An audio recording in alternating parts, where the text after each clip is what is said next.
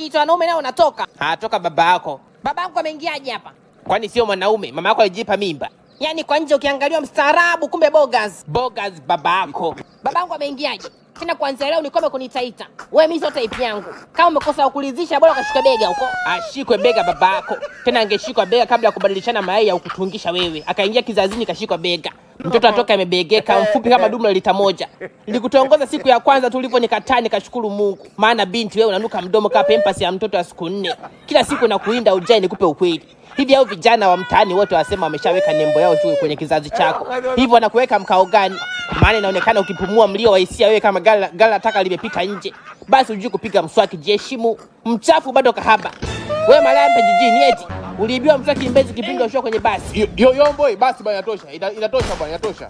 Sawa mwenyekiti. Toa hiyo shape kama korodani, mwenyekiti akipotea anaanza upya. Yaani kichwa kimelipa nauli kamili, shape inadai change. Mimi uzuri wangu unaweza kutengenezea perfume.